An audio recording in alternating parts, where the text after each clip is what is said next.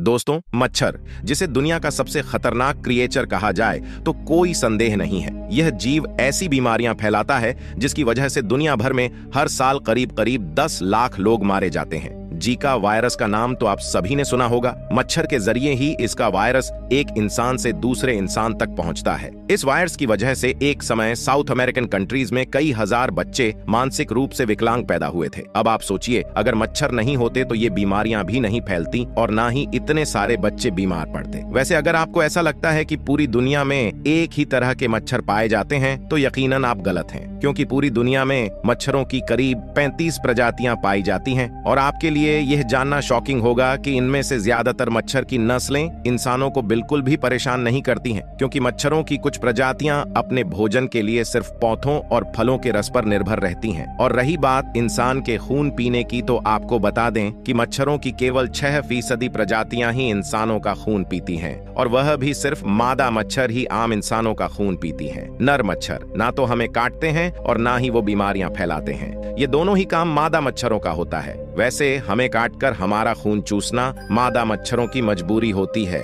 बिना खून पिए अंडे नहीं दे सकती हैं, इसलिए अपने अंडों के विकास के लिए मादा मच्छर हमें काटती हैं। एक्चुअली होता यह है कि जब कोई मादा मच्छर अंडे देने लायक होती है तो उनके न्यूट्रिशंस के लिए फूलों का रस सफिशिएंट नहीं रहता है। ऐसे समय में उन्हें अपने भोजन में प्रोटीन और फैट की भी जरूरत होती है, और ये प्रोटीन और फैट उन्हें उन जीवों के फूलों से मिलता है जिसे काटकर उनका खून चूसते हैं। वैसे इंसानों का खून पीने वाले इन 6% प्रजातियों में से भी केवल 50% मादाएं ही अपने अंदर बीमारियों के वायरस लिए फिरती हैं। यानी कुल मिलाकर मच्छरों की केवल 100 नस्लें ही ऐसी हैं जो इंसानों के लिए नुकसानदेह हैं और जिनका इंसानियत पर बहुत ही भयानक असर पड़ता है। वैसे अगर मच्छरों की प्रजातियों में सबसे खतरनाक मच्छरों की बात करें तो इनमें 3 तरह के मच्छर आते हैं: Aedes aegypti, Aedes एल्गोफैक्टर्स, anopheles, Gamble. दोस्तों, इन तीनों में सबसे खतरनाक मच्छर एनोफिलीज के बाएं होते हैं, जिन्हें मेनली मलेरिया फैलाने वाले मच्छरों के रूप में जाना जाता है।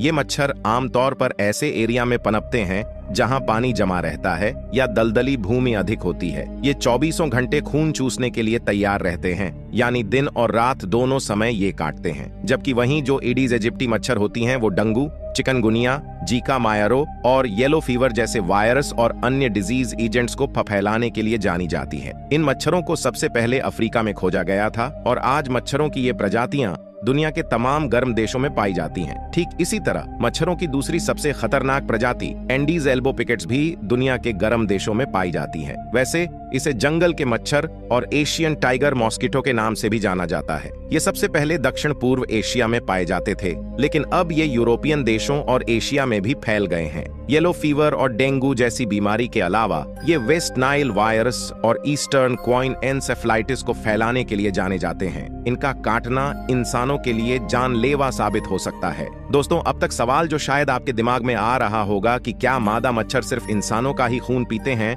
तो इसका जवाब है नहीं। वैसे ये बात 100% सच है कि एक मच्छर इंसानी खून पीने को हमेशा प्रायोरिटी देती है, क्योंकि इससे उनकी कई आवश्यकताएं पूरी हो जाती हैं। लेकिन उन मच्छरों का क्या जो जंगलों में रहते हैं? जंगलों में इंसान नहीं होते हैं। ऐसे में जंगल में रहने वाले मच्छर जंगली पशु पक्षियों के खून को पीकर जिंदा रहते हैं। कुछ जंगली मच्छर ऐसे भी होते हैं जो सिर्फ और सिर्फ जंगली पक्षियों का ही खून पीते हैं। पक्षियों में जो जीका वायरस और बर्ड फ्लू जैसे वायरस पनपते हैं, उसे इंसानों तक पहुंचाने का सबसे बड़ा कारण मच्छर ही है। इसके अलावा मच्छर, गिरगिट, कुत्ते, बिल्लियां, सांप, खरगोश, मेंढक, गिलहरी जैसे छोटे छोटे जीवों को भी काटते रहते हैं। यही नहीं, मच्छर कुछ बड़े जीवों जैसे कि गाय, घोड़ा, कंगारू और बाकी प्राइमेट्स को भी अपना शिकार बनाते हैं। दोस्तों, शायद आपने कभी नोटिस किया हो, जब हम शाम के समय किसी पार्क वगैरह या कहीं खुली जगह में बैठे होते हैं तो हमारे सिर के ऊपर मच्छर मंडराने लगते हैं। हालांकि सिर पर मच्छर मंडराने के पीछे का फैक्ट यहाँ पर बहुत लोगों को पता होगा। दरअसल जब हम इंसान सांस लेते हैं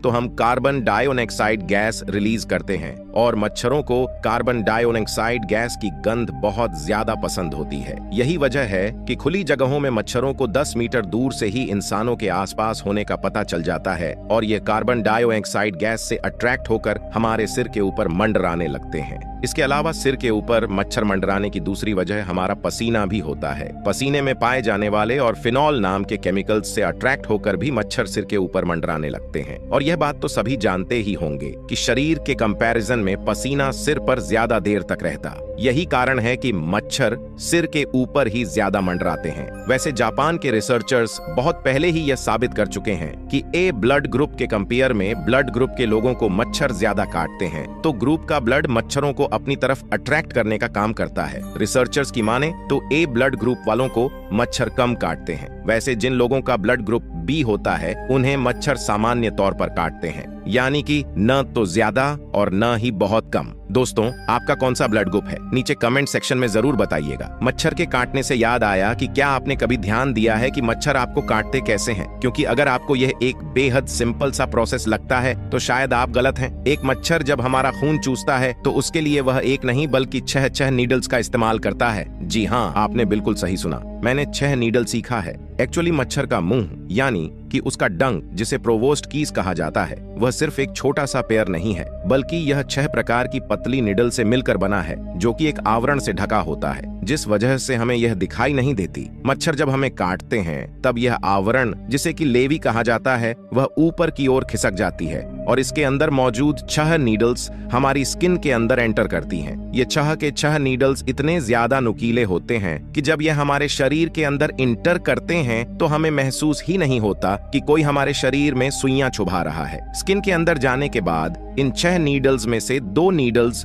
जो बाकियों की तुलना में छोटी होती हैं, उनका इस्तेमाल मच्छर हमारी स्किन के आर पार देखने के लिए करते हैं। ये दोनों नीडल्स मच्छर के 2 छोटे दांत होते हैं, जिन्हें मैक्स लाइफ कहा जाता है। इस बीच अन्य 2 नीडल्स, जिसे कि मैडम भी कहा जाता है, वह त्वचा के टिश्यूज को अलग करके पकड़े रहते हैं ताकि यह पूरा प्रोसेस सही से हो सके। अब एक अन्य नीडल, जिसे कि लेबर रूम कहा जाता है, वह ब्लड वेसल्स को ढूंढने के लिए अपनी नोक पर मौजूद रिसेप्टर्स का उपयोग करती है। आप यहाँ इस मच्छर को स्किन के नीचे ब्लड वेसल्स को ढूंढते हुए देख सकते हैं। ब्लड वेसल्स मिलने के बाद ये उस पार्ट को स्मूथ करने के लिए अपनी 6ठी सुई, जिसे हाइपोफेरिस कहा जाता है, उसकी हेल्प से हमारी बॉडी के अंदर एनेस्थीसिया जैसा लिक्विड रिलीज कर देती है, जिससे वह हिस्सा सुन्न पड़ जाता है। और जब तक आपको एहसास होता है कि मच्छर ने आपको काटा है, तब तक वह अपना काम कर चुके होते हैं। वैसे ये हमारे ब्लड वेसल्स से तब तक खून चूसते रहते हैं जब तक कि यह उनके वजन के 3 गुना के बराबर ना हो जाए या फिर आप उन्हें मारकर गिरा न दें। एक मच्छर 1 मिनट में इंसान की बॉडी से वनीला 1/2 ml खून चूस सकता है। दोस्तों, मच्छर के काटने पर अक्सर हमें खुजली का एहसास होता है और वह खुजली हमें तब महसूस होती है जब मच्छर हमारा खून चूसने से पहले हमारे शरीर के अंदर केमिकल रिलीज करता है, जिससे हमारा शरीर उस केमिकल के प्रति प्रतिक्रिया करता है और जिससे उस जगह पर गांठ बन जाती है और खुजली होने लगती है।